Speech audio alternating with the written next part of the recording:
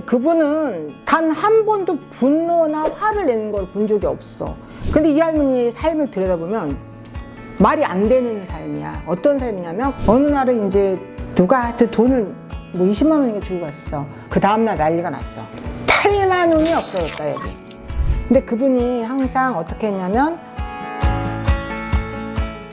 오늘은 전 선생님이 본 어르신들 중에 두 할머니의 이야기를 들려드릴 텐데요. 어른들을 위한 동화 한 편을 본다는 마음으로 시청해 주시면 이야기에 빠져들어 좋은 시간이 될 것 같아요.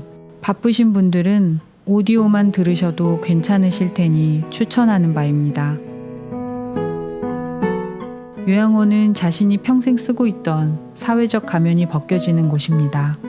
지위도 체면도 이성적 판단력조차 희미해진 그곳에서 남는 것은 오직 하나, 평생 동안 뼈와 살에 새겨온 마음의 습관뿐이죠. 그 마음의 습관들이 본인들도 모르는 사이 어떤 모습으로 남아서 나를 만들어가는지를 배우게 해줍니다. 누구나 거기서 좋아하는 할머니가 한 분 계셨어. 근데 그분은 단 한 번도 분노나 화를 내는 걸 본 적이 없어. 정말 초긍정적이야. 근데 이 할머니 삶이 평탄했느냐? 아니야. 그래서 자꾸 그분한테 가서 말을 시키게 되는 거야. 충청도 사람이라 충청도 할머니로 불리던 이 어르신은 요양원의 햇살과 같은 분이었습니다. 구수한 사투리와 항상 웃는 얼굴로 주변 사람들을 기분 좋게 해주셨거든요. 객관적으로 보면 지독한 가난과 마음고생이 충분히 짐작되는 인생이었지만 할머니의 초긍정 에너지는 주변까지 밝게 해주셨답니다. 근데 그분한테 아들이 4명이 있어. 근데 아들들이 다 장가를 못 갔다고. 그게 얼마나 그 노인들한테 스트레스인데. 그치? 근데 이 할머니의 삶을 들여다보면 말이 안 되는 삶이야. 어떤 삶이냐면 뭐 빈농으로 갔겠지. 그리고 초등학교 안 나와서 겨우 이제 그 성경책이나 좀 읽고. 근데 어디 말을 시키다 보니까 나온 거야. 아들만 내신 줄 알았더니 사실은 중간에 이제 딸이 하나 있었대. 근데 이 충청도 특유의 그 능청스러운 뭐 끝말 이렇게 느리는 게 있잖아. 근데 거기서 이러는 거야. 있었지. 근데 어떻게 했어요? 아, 근데 글쎄요. 이렇게 애를 낳는데 숨을 안 쉬는겨? 그래서요. 그랬더니 숨을 안 쉬길래 그냥 뭐 이렇게 박스에다가 내다 버렸지. 그랬는데 이게 거짓말 같잖아. 근데 나중에 이제 그 아드님한테 물어보니까 맞다 하더라고. 근데 몇 년이 이제 지나서 이제 이웃 마을에 놀러 갔는데 그 할머니의 딸이 이렇게 조그맣게 딸이 있더래. 막내딸이.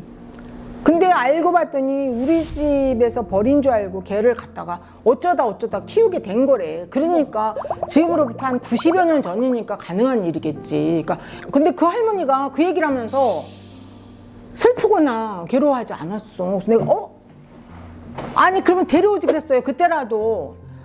어떻게 그랴 거기서 잘 크는데. 그래서 어머나 그럼 할아버지는? 그랬더니 알고 봤더니 남편도 젊은 여자랑 바람이 나가지고 죽었는지 살았는지 몰라. 그래서 아들들이 엄마에 대해서 극진한 거야. 근데 그 할머니가 단 한 번도 비탄에 잠겨 있거나 뭐 그런 적을 본 적이 없어. 물론 치매에 걸렸으니까 그렇다고 생각할 수도 있어. 근데 아니야. 그리고 심지어 한 번 하면 침대 매트리스까지 다 젖어. 그럼 우리가 아이고 이렇게까지 싸기 전에 얘기 좀 하시지 막 이러면서 이제 막 뭐라고 해도 미안해요 이래. 그냥 그분은 항상 웃고 즐겁고 어떻게 하면 그렇게 될 수 있어. 치매로 인해 아픈 기억들이 사라져서일까요? 어쩌면 기억과 이성의 끈이 풀리고 할머니의 본성으로 인해 더 긍정적인 에너지가 본물 터지듯 흘러나온 것은 아닐지. 알 길은 없으나 할머니는 그렇게 같이 있으면 참 기분 좋아지는 어르신이셨는데요. 그분이 흔히 말해 막 노래하다가 밴드가 왔는데 아주 그냥 앞에서 막 오두 방정을 떨면서 노래를 막 한 거야. 그러니까 그 밴드 아저씨가 자기도 모르게 할머니 손자 이름 한번 크게 불러보세요. 그 순간 정적이 흘렀어. 우리끼리 어떡하지 이렇게 했거든. 그리고 그 고통이 뭔지 대충 우리 세대에 공감을 할 수 있거든. 근데 이 할머니는 전혀 당황하지 않았어. 치요! 그래서 난 그게 저럴 수 있을까? 잠꼬대인가 뭔가 이렇게 나중에 이제 헛것이 보였는데 그 손주 안고 왔다고 막 이런 적도 있어. 물론 내가 마음속 깊은 곳에 왜 없겠어. 그 욕망이. 나도 손주를 갖고 싶다. 우리 아들들 결혼했으면 좋겠다. 그렇지만 아무튼 겉으로 보여지는 것은 초긍정의 그런 해탈의 경지에 이른 할머니 같았어. 그래서 내가 그 할머니를 참 많이 생각해. 그 요양원에서 가장 예쁜 할머니, 내 기억에 남는 참 좋은 할머니. 그 어르신의 긍정적인 마음은 어느 날 갑자기 치매 때문에 만들어진 건 분명 아닙니다. 젊은 날부터 수없이 많은 고단한 날들 속에서 마음으로 되새김질했을 말들을 상상해 봅니다. 그래도 최악은 아니라 감사하다. 그래도 웃으면서 사랑을 주자. 작은 얼굴에 촘촘히 새겨진 주름에서 그렇게 되뇌었던 수많은 순간들이 보였고 그 순간들이 쌓여 만들어진 조각상이 매일 아기처럼 웃었습니다.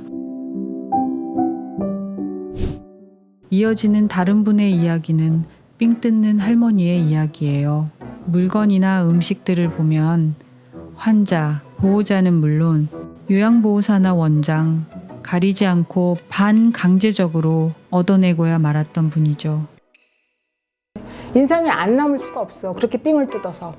그리고 요양원을 아마 한 10여 군데는 옮겼을 거야. 진짜 너무 오래 쓴 그 보온병이 있어. 근데 내가 봐도 거기 이렇게 금이 갔었어. 근데 새로운 요양보호사가 아주 친절했어. 근데 어르신 그러니까 이제 어느 날 그 요양보호사를 막 불러. 신입인 걸 알고. 너 이리 와봐. 너 여기 금 간 거 보여 안 보여? 아 그래요 어르신? 이거 제가 그랬어요? 그럼 누가 그랬어? 막 그러니까 그럼 제가 사다 드려야죠. 선생님 하지마 그랬더니 사왔어. 그렇게 해서 삥 뜯고 그 다음에 원장님한테 어떻게 했더냐, 원장님한테는 이제 내가 옷이 없어졌다. 분명히 내가 반짝반짝 하는 거 이게 2개나 있었는데 인연들이 여기 도둑년들만 산다. 난리가 났어. 원장님이 똑같은 비스무리한 거를 그분한테 2개를 사다 줘야 했어.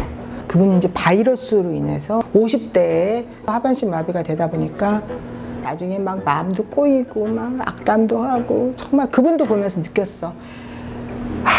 참 내가 이렇게 30년 가까이 하반신 못 쓰고 이런 자세로 누워 있다면 나도 이렇게 많이 꼬였겠지 이런 생각으로 이해하려고 했어.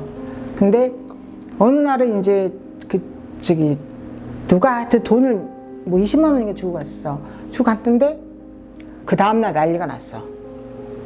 8만 원이 없어졌다 여기. 근데 그분이 항상 어떻게 했냐면 여기 옷자락에 이제 누구도 못 믿어. 그래서 여기다가 속옷을 이렇게 해갖고 속옷도 날긋날긋한 것에다가 주머니를 매달아갖고 여기 핀으로 꽂아. 그래서 목욕할 때도 요거를 야 거기 어르신 봐봐요 돈 없죠 그래도 그거 그대로 놔라.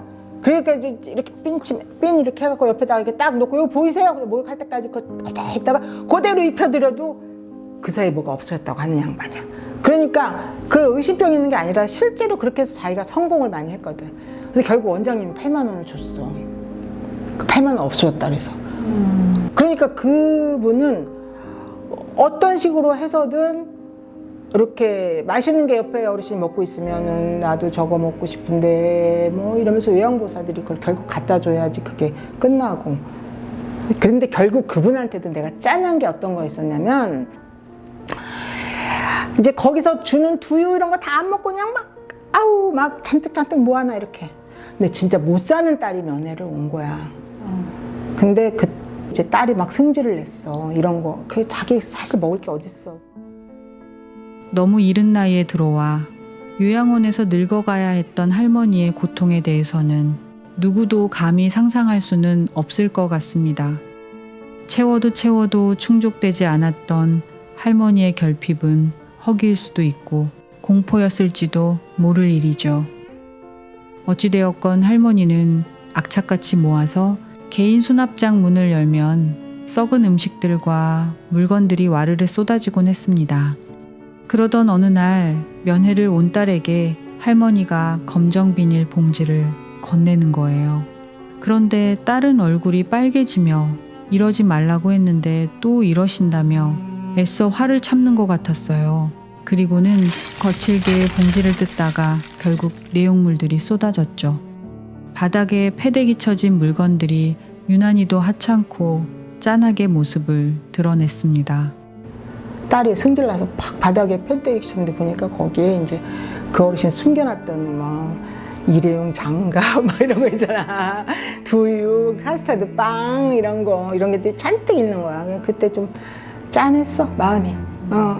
저렇게 해서 딸 주려고 저렇게 모았던 거구나. 그러니까 이렇게 이해하려고 보면 이해 못할 것도 없어. 그런데 또 사람인지라 또 감정이 생기고 그래서 또 그분도 결국 그렇게 폐악질을 부리고 막 이렇게 사시다가 가셨어.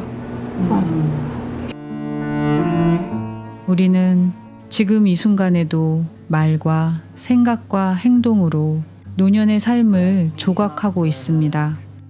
나의 표정과 무심코 내뱉는 말들, 습관적으로 하는 생각들, 타인을 대하는 태도와 행동들, 이런 것들이 차곡차곡 쌓여서 만들어진 노년의 나를 상상해보면 어떠신가요?